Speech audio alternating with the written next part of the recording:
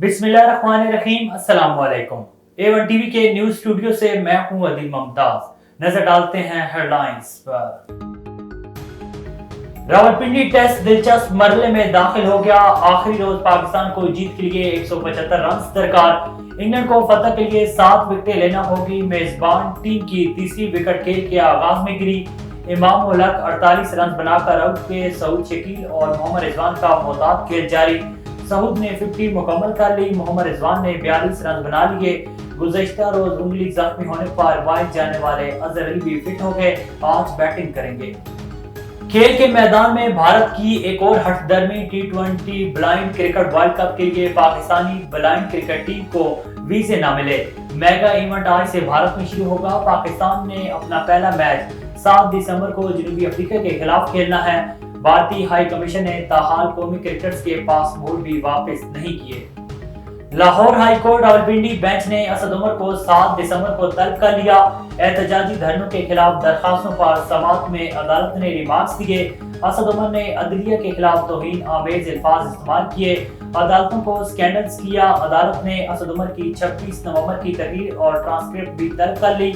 मजीद remarks लिए अदालत का इख्तियार है कि अदालत आर्टिकल 204B के तहत सजा दे सकती है। रहनुमा PTI शहबाज गिल को बलूचिस्तान पुलिस ने आज तलब कर लिया। पुलिस जराये के मुताबिक शहबाज गिल न पहुंचे तो वारंट गिरफ्तारी जारी होगा। शहबाज गिल के खिलाफ नफरत फैलाने का मुकदमा किला अब्दुल्ला में दर्ज है। मुकदमे के मतन में कहा गया है कि शहबाज गिल के बयानात बगावत और उकसाने के मुतरादिफ हैं। इमरान खान का साथ देने के लिए जनरल कमर जावेद बाजवा ने कहा था। वज़ीर आला पंजाब चौधरी परवेज इलाही ने मोना सिलाई के जनरल कमर जावेद बाजवा से मुतल्लिक बयान की तस्दीक कर दी। परवेज इलाही मजीद बोले, ना इमरान खान ने डबल गेम खेली है, ना ही बाजवा साहब ने PTI को असेंबली तोड़ने की तहरीरी नहीं जबानी यकीन दहानी कराई है। साथ ये भी कहा गया कि आइन पढ़ लें, 4 माह के लिए कुछ नहीं होगा। फौजी अफसर और जज पर FIR नहीं हो सकती। किसी को भी मीर जाफर मीर सादिक नहीं कहना चाहिए। वजीर खारजा बिलावल भुट्टो जरदारी ने कहा कि मुल्क में कबल अज वक्त इंतखाबात की जरूरत नहीं। जमहूरियत की बका के लिए जरूरी है कि पार्लियामेंट मुद्दत पूरी करे। गैर मुल्की मीडिया को इंटरव्यू में वजीर खारजा मजीद बोले, इमरान हुकूमत की नाकाम खारजा पॉलिसी की वजह से हम दुनिया से अलग हो गए। साबिक वजीर आजम की अमरीका पर आयद इल्जामात में भी कोई हकीकत नहीं। सरबराह अवामी मुस्लिम लीग शेख रशीद का कहना है कि फैसलों में ताखीर हालात को मजीद संगीन बना देगी। हुकूमत का पांव मुआशी बारूदी सुरंगों पर है। सियासी और मुआशी अदम इस्तेहकाम का हाल सिर्फ इलेक्शन है। मजीद बोले, अकेला इमरान खान तमाम मुखालिफ सियासी कुत्तों को शिकस्त देगा।